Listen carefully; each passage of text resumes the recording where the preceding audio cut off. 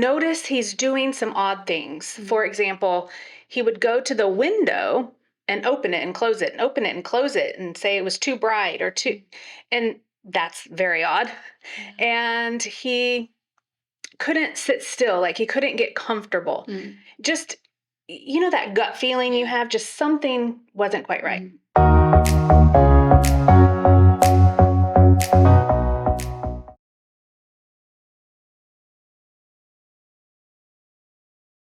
Hey, Kim. Hi, how are you? I'm doing wonderful. How are you? Doing good today. Yes. Welcome to Navigating Life podcast.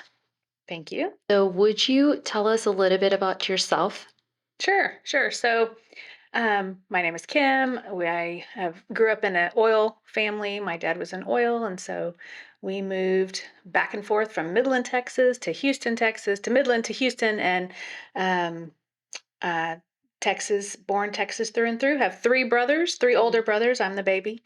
Been married for 25 years. Wow. And have two kids. That's great. That's great. I know you've been through a very difficult time in your life with your husband. And would you share that experience with us, please? Sure. So, 4 years ago, prior to that, a few years back, we moved to Rockport, Texas. My husband always had a dream of living on the coast and being a fishing captain, fishing for a living, right? I mean, so that was his dream. And we moved to Rockport so he could get his captain's license and all the things. And while we were living there, he was also teaching and coaching basketball. We were loving life, loving being on the coast. It was great. I worked from home, so I worked network marketing, and I can do that anywhere. My kids were in school. They were thriving in school. And he was coaching basketball, just like he always does, running with the kids, because that's how he's extremely healthy, young. He was 44, running with the kids, and he turned his neck, and he said he felt kind of a pop. But, he's a guy. He's not going to do anything about that. And he just keeps on going. And I guess about an hour later, he calls me and says, "Hey, can you bring some migraine medicine up to school?" And of course, I'm like, "You've got it in your desk. Remember, I brought it to you last time." So he goes to take his migraine medicine and goes about his day. And I go about my day, don't think anything about it. He was also being the interim youth pastor at our church. And so that night we had a huge get together coming to our house of girls. Like all the girls, youth girls were coming to our house that night. All the youth boys were meeting at the church, and he was leading them, and I was going to lead the girls at our house. And so we had a lot going on. So I didn't think anything about it. But his co-teacher called me and said, "You need to come pick up Teague. I don't know what's going on, but something's going on, and it's not quite right." So I hopped in the car, and I am always 100% the most hopeful, glass half full person there is. I didn't at all think anything was wrong. I was like, okay, it's just a migraine, whatever. So I go pick him up. And when I get home, though, I notice he's doing some odd things. For example, he would go to the window and open it and close it and open it and close it and say it was too bright or too, and that's very odd. And he couldn't sit still, like he couldn't get comfortable. Just, that gut feeling you have, just something wasn't quite right. So I said, maybe we should just go to the ER and just, "Oh no, I'm fine. Typical man. Typical man, So I told him, "Why don't you go take a nap? Let's try and sleep this off. And if you're not better, then we'll go to the ER. Meanwhile, I'm preparing my house for all these girls coming over. And I went ahead and canceled his with his boys, because I'm like, there's no way he could do that. So he goes in to try and take a nap, and I'm preparing. And about that time, I decided to call my brother. My brother has like a history with being a paramedic, EMT. And I told him what was going on, and he said, "You need to get him to the ER. Something is not right." And so I basically went in. He was still not asleep, and I said, "We need to go to the ER." "No, I'm fine." I said, "Look, I'm going to call like our pastors and have them drag you out if you don't go to the ER with me." And finally he agreed. we went to the first ER. Then Rockport, Texas, there's 2 ERs. I think now there's only 1, but there are only 2. And there's no hospital. Hospital's 45 minutes away. So we go to the ER, and he's they don't have an MRI or any type of machine there, a CT scan or anything. And the guy's like, "Well, is it the worst headache you've ever had?" And he says, "I don't know. I just know it hurts." And so he looks at him. He goes, "Well, I'm just going to make you up a migraine cocktail, and you can go home and sleep it off." Wow. I did some praying at that time while the doctor was out of the room. And I called my mom, because if my husband is not quite acting right, my mom is always the one I go to bounce things off of. She said, "Take him to another ER. If that's what your gut is saying, you need to figure out, you need a CT scan. You need to see what's in there." And I said, okay. So we left. We did not take the cocktail. I told him we're going to go to the other ER and get a CT scan. And when we did that CT scan at the next one, they came in to the room, and we were completely shocked when they said there is a blockage of some sort in his brain. But it's a CT scan, not an MRI, so they can't tell what it is. They don't know what it is, but they say it's something, and he needs to be transported to Houston right now, tonight, by ambulance. We're 3.5 hours from Houston. And so we're kind of in shock, and I'm in disbelief. He's in disbelief. He says, "But I have to teach." And I said, "Well, no, you're not teaching." Yeah. And so they packed him up in the ambulance. So when we're out there, we packed my kids up. This was December 19th, 2018, so right before Christmas. We packed up all the Christmas gifts. I didn't know how long we'd be gone, and we drove the 3.5 hours and this is about 10 or 11 o'clock at night. Okay. And we go to the hospital in Houston. Wow. So it was just kind of a crazy. Yeah. So this whole time, did you think like, okay, at this point, I know they said it's a blockage. So did you still think like, okay, something's wrong? Were you like afraid? What was going through your mind at that time? I was just thinking, whatever it is, they'll fix it, right? Okay, it's a blockage, maybe a blood clot was my first thought, and they'll fix it. They'll give him blood thinners at the hospital.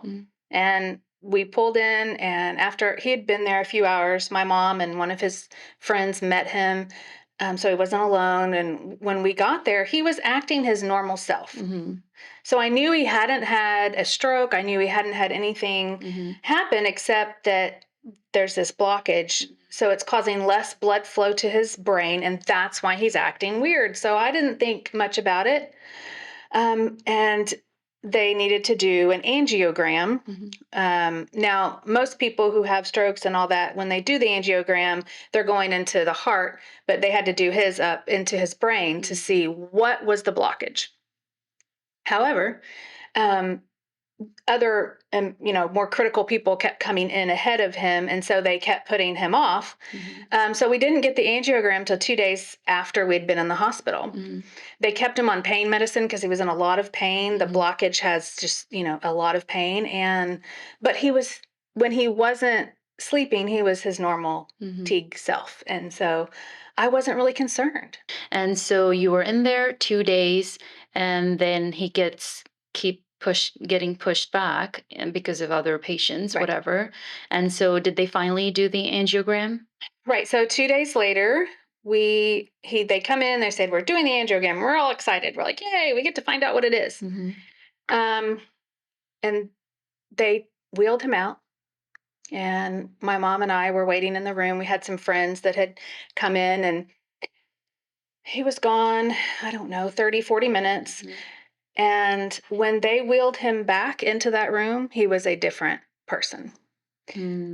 I immediately could tell something really bad had happened while he was out, while they did the angiogram. But I didn't know what, obviously. In the back of my head, I think I thought, did he have a stroke while they were doing the angiogram? But they said, "Oh, no, it's just what they use to put him out. He's loopy because of that. That just has to get out of his system." So I believed them because I wanted to believe them. And they pretty much kept him asleep because he was so disoriented. And what I mean was, he was so different. When they wheeled him back in, he had a look of fear in his eyes, as if he didn't know where he was, or you know how your husband just looks confident. Yeah. He looks confident, and to almost like a childlike look coming back at you. That's how he was, and he slept most of the day. About 1 a.m. he woke up, and he was very disoriented, and he didn't seem to know who I was, and he couldn't seem to talk. If I said, "Can you repeat this?" he could repeat it, but he couldn't come up with the word himself. And at that point, I'm like, he has had a stroke, and we called, the nurses in. They took him and they put him in ICU, and they started doing all of these tests. They did another MRI, all the things. But they wouldn't tell me he had had a stroke, even though they absolutely knew he had had a stroke. They kept, I don't know why they wouldn't say. So the whole day I was still halfway hoping for the best, but he did have a stroke when they did the angiogram. It wasn't a huge stroke, but he couldn't talk without me telling him what to say and him repeating it. How did you recognize, hey, he has had a stroke? None of them told you, but I know you have that intuition, the gut feeling, right? But did he? I know he didn't have any of those things, except that he couldn't say the words you were saying, but he didn't have slurred speech. He didn't really have slurred speech. His speech was actually really well when he spoke, but he couldn't come up with the words. The term is aphasia. And the therapist would come in and bring him, say, a picture of maybe a little boy getting something out of the refrigerator. And something was really wrong with the picture, say that there was a cat in the refrigerator or just something that was off. And he was supposed to tell them what was wrong with the picture. And he could do that. And he couldn't maybe come up with the words, but he could point. So I knew at that point, he was okay. He just had some sort of problem talking. There wasn't anything different with his body, with either side of his body. Like the typical stroke you might think. It was specifically mainly to his speech and coming up with words. Yeah. So by this time, how many days has it been? So we're on probably day 4-ish now. And at that point, the neurologist comes in and he says, well, so finally they're telling me he's had a stroke, but his deficit seems to just be to speech, and that's really good. So then he's explaining to me what happened, and he said what it is a dissection of his carotid artery. So dissection basically just means a tear in his carotid artery. So, but it was between the veins, so it wasn't bleeding out into his brain. It was just bleeding between the layers in his carotid artery, and it clotted up there. And when they did the angiogram, just a piece of it broke off, and the force of the angiogram broke off and went to wherever and caused the stroke. And so at that point, I'm like, well, what are we going to do now? And so what he wanted to do is to stent it, to go and put a tiny little stent into the vein to open it up to allow the blood flow. Okay. He said, however, his blood right now is too thin because of it. They gave him a huge dose of Plavix, and it reacted differently in my husband than maybe other people, or maybe they gave him too much. I don't know, but he was so thin that they couldn't risk operating at that point. So they couldn't do the stent. So he said, we want to do the stent, but we have to wait for his blood to get thicker. He said, but I will say that where it's at is like this real curve, and they don't make stents that curve that way. He said, so I don't even know if that's the best route. Okay. So we were just kind of in this limbo waiting. Okay. While we were waiting, though, for his blood to become thicker, I guess you could say, it was around 3 a.m. My mother-in-law was also staying with me in the hospital. She was a great help during all of this. And we were asleep, and 3 a.m., he just shoots straight up in bed and then stands up in bed. almost as if I would say like a surfer. And I could tell he was in extreme distress and pain. Mm. So of course we called the nurse at that time, and they whisk him away to do an MRI to see what's going on, like what's changed in his brain. Mm. And it takes a while. This is like 3 a.m. He comes back at 4 a.m. They don't give me any results. 4 a.m. the doctor's not coming in. In those medical shows, those TV shows, they page those doctors, and those doctors are in at 4 a.m. Well, that did not happen. It was probably 7 a.m. when finally they made their rounds and came in. And he came in almost in a panic at 7 a.m. And he's like, we have to take him into surgery right away. We have to do the stent today, right now. I really thought he wasn't going to come back from the surgery. I thought, you know what?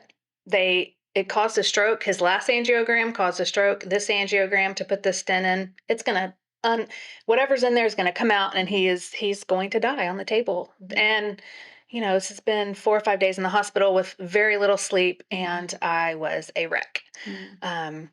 I hugged him. I told him I loved him. I called both of the kiddos on the phone. I made the kids talk to him, and so they talked to him. I just wanted him to hear their voice. And I really thought that was the last time. So we're in the waiting room waiting. The neurologist comes in and he says, he didn't die. Thank you, Jesus. But he said, well, the reason we had to rush is because the vein was occluding, which means the vein was closing up. Okay. Completely. And so the vein's allowing this blood flow. They wanted to put the stent in to cause it to open up to continue the blood flow, but instead the vein just closed up completely. So he said, we have no option now. We cannot put the stent in. And so that's not what we wanted. I'm not really understanding any of this. I'm just trying to listen. And so the stent did not go in. It occluded. Now, what does this mean? So, okay, well, what does this mean now that it's occluded? Like what? He said, well, he'll just have to stay on blood thinners, and hopefully that blood clot will just dissolve on its own, and will just go from there. The next morning, every day when you're in stroke floor, the nurses come in and they ask him name, birthday, and a question every time. And this morning, it was like he really had to think about it. And some of the questions weren't quite right. And they thought, the nurses later told me that they thought he had definitely had another stroke at that point. But I mean, I guess like what can you do? Yeah. I mean, like there's nothing you can do. But I'm like, so we're in the hospital, and he's just going to continue to have strokes, and there's nothing they can do, basically, is where I was sitting. And so now we look at therapy. We look at where he's going to go for therapy, and we wanted him to go to the top therapist in Houston, which is TIRR, TIRR, and they have a TIRR unit right there in that hospital. But I wanted him to go to inpatient therapy, even though he could walk, and there were things like the brain is so crazy. He remembered how to shave, but he couldn't remember his toothbrush and to put the toothpaste goes on the toothbrush or the hot and the cold water. So just very interesting the way the brain works. Therapists had come in prior to his second stroke when he stood up in bed. And at that point, like I said, it was just mostly his speech. He was a little bit slower, but it wasn't a big deal. And so he was not approved for inpatient therapy. So once we knew he wasn't approved, they were ready to kick us out super fast. And it was New Year's Day now. So it's January 1st, 2019. The hospitalist, which is the one you have to go through to get your prescriptions and all of those things, wrote us prescriptions and basically said, have fun. See ya. So we're like, okay, we're leaving the hospital. My husband can't talk. He wrote us a prescription for outpatient therapy. And I'm like, what am I supposed to do? Take him home? Like, I don't know what I'm doing. Yeah. And I'm so sorry. I know hearing your story, it's like, oh my gosh, I can't believe this is happening. yes. I can only imagine what you were going through 4 years ago. So literally, like from the time you entered the hospital to the time you left, you really didn't have any answers, right? And it got worse, and then you're leaving the hospital. Yes. So tell me what happened next. At that point, I was like, why did we even come? I mean, we needed the blood thinners, Yeah. but that's really about it. I mean, it's not as though they necessarily helped us. Well, we decided to go stay at my mom's for a few days because she's in Houston and close to the hospital if anything happened. Well, when it's New Year's Day is a holiday, and they didn't send us home with any prescriptions. And now I'm rushing around trying to find a pharmacy that's open on a holiday to get him prescriptions. I finally do get him filled, and it's just, I mean, he's just kind of out of it, and he just is walking circles at my mom's house. But I know that this is the process. He's got to start to heal. However, during that day and the next couple of days, he starts to go backwards, I should say, get worse. I noticed that his right side, now this is what you're talking about with stroke, signs of stroke would be the face. His face didn't necessarily go slack, but his whole right side, his arm started to kind of pull up. He started to limp. Once we got home, it really clued into me that something's not right. Why is he getting worse? Is he having another stroke? Maybe he's having a third stroke. Maybe that's what it is. So, he's at this point now he can't really walk without me holding on to him. He can't talk at all. And so I think, well, I'm going to take him to the hospital in Corpus Christi, which is 45 minutes from the house, but I'm not going back to Houston because I was not happy with those people. So we go to Corpus Christi and we go ahead and go to the ER because that's the fastest way to get in. And they assess him and do all the things. And when we finally get him to a room, the neurologist there comes in and he immediately takes him off one of the prescriptions that the one in Houston, the hospitalist had put him on, which was a blood pressure medication. And he was shocked that they put him on a blood pressure medication when he needs all the extra blood to go to his brain. And so he says, I don't really think he had another stroke. I think the blood pressure medicine was stopping the blood flow correctly to his brain. And so it caused, because of the stroke, to stop all of, his body's like forgetting he has that whole right side. So whether or not he had another stroke or it was the medication, we don't know. But at that point, he qualified for inpatient therapy because he couldn't walk, couldn't talk. He couldn't do the things he could do when we left the first hospital. So that's when he went into inpatient care and they started all the therapies. And because the blood clot is there and there's nothing they can do about it, they just have him on blood thinners. And, it's been 4 years now and he still has a little tiny blood clot there, but he's not had any other stroke-like symptoms or anything like that since. And I decided at that point when I couldn't worry about the future, I literally had to just deal with one day at a time. Yeah. Very involved in our church in Rockport. They became like family to us. When you go through trials, you learn who your real friends are. Absolutely. You learn who you thought was your friend, but you never see them or talk to them after such tragedies. It's very eye-opening. Yes. They rallied around us. They fed us for a full month. We didn't have to worry about meals. My mom and his mom rotated coming in and staying with the kids. Really thought he would 100% stop, not limp, use his arm again, and be able to talk. And he can talk now. He did go back to teaching. His school in Rockport was his principal there, the teachers, all his students. They wrote him letters. They visited him at therapy when he was inpatient. They just rallied around him as well. His principal took him back the next year, and they put him in a position where he was doing special ed. Okay. So he was able to go in the classroom and work with kids that needed help. So how does your life look like now before the stroke and now? Like, how does it look? Before the stroke, my husband and I had a very good marriage. We taught marriage builders at our church. We um, went to Bible study together. Truly, truly, he was the love of my life, and we got along well. I mean, we had small little fights like anyone does, but honestly, we just went together really well. Mm. Our children were doing well, thriving.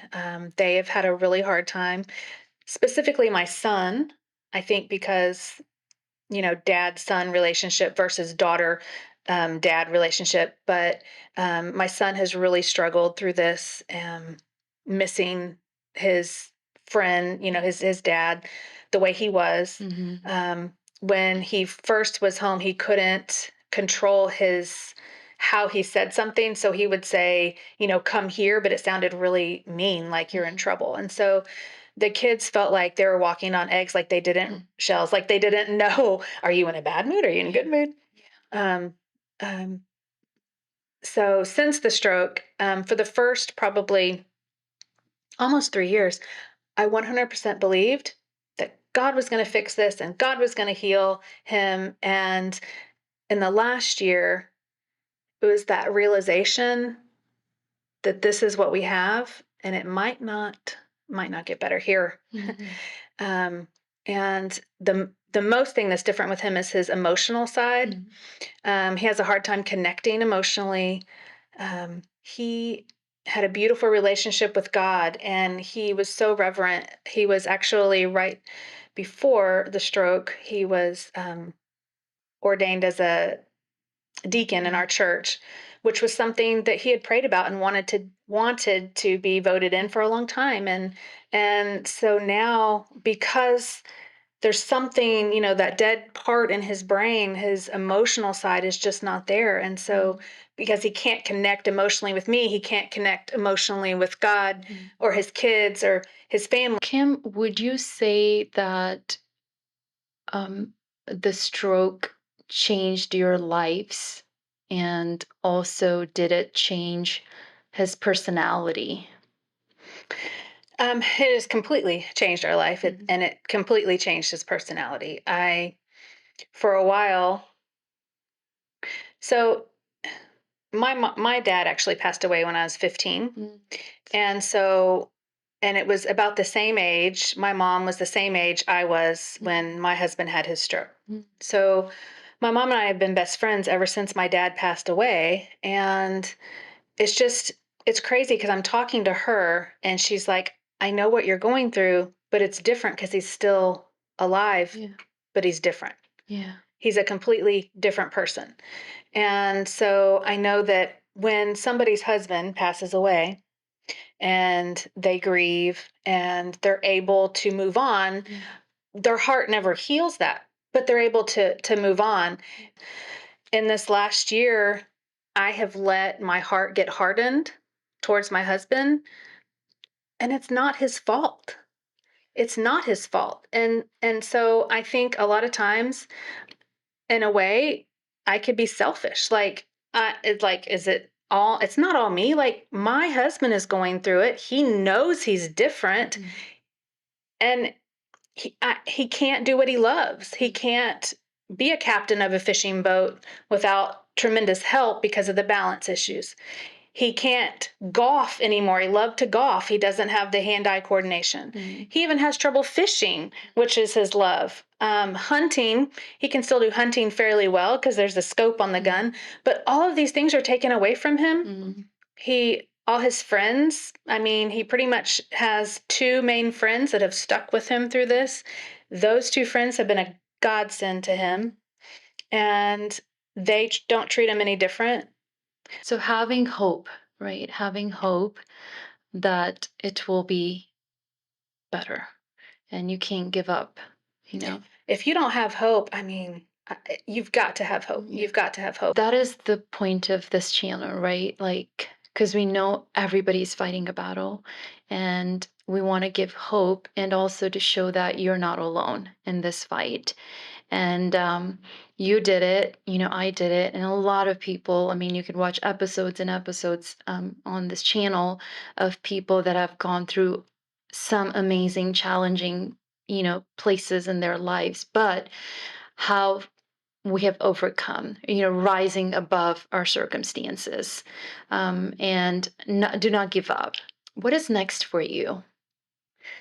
Well, I have been working on a book because I think people need to hear stories of hope, stories of when maybe God didn't fix it the way they wanted God to fix it.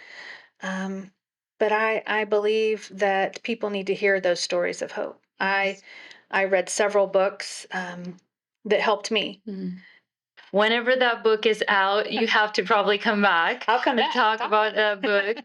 But really, that is like, I encourage young, people, like, books are important. That has helped me in my difficult, journey. Like, books have been a source of strength for me, and reading other people's stories of how they overcame, and that warrior within you, right, rising above your circumstances. And it's truly inspiring, and stories are inspiring, and that is our goal on this channel, is to bring those stories to light, of all kinds of stories, right? Every story is unique and Yes. amazing and beautiful. What are some practical tips, like, say, hey, this would truly help you if you're going through something similar, what to look for or what not to do? Could you, share that with our audience, please? I think the most important thing is don't just accept where they're taking, like, just if you're in the ambulance going to a hospital and you're going somewhere, jump on Google. Like, if it's your husband or your spouse or vice versa, you guys jump on Google and just check that hospital out and make sure it's top rated, or whatever the case. If you're going to the, whatever section of the hospital you're going to, I would double check it. I would double check the doctors. And if you're not comfortable, or speak up and don't just accept it because they're over you, so to speak. Um, and if he would have drank that cocktail that first ER doctor wanted to give him, he might not have woken up. Because that would have probably put him in a deep sleep. That blood clot probably would have released because he wasn't on blood thinners, and he probably would have died. And nothing against that ER doctor. I'm sure that 9 times out of 10, that would be fine. So go with your gut feeling, and get involved with a community. Yeah. You have got to have, ours is our church community and his school community, but you've got to have a tribe. Like, you can't do this by ourselves. And I think we especially learned with COVID, of all the mental health crisis now, of people being alone and being home. Like, get out there and get involved and find a group, find people that love you truly for you, and not, for Yeah. other reasons, but you need a group. Yes. Great, great tips. Thank you so much. Wish you the best for your book. If you are watching this, and please comment if you've gone through something, similar, or any other difficult, challenging phase. Would you comment in this, comment section, and share with us your story? We want to inspire others, so it will help others. So please, comment. And also, if this content has helped you, please consider subscribing to this channel, like, and share it with a friend. We want to spread, we want to empower people, we want to give hope. So, because we know everyone is fighting a battle. So, thank you so much. We'll see you next time.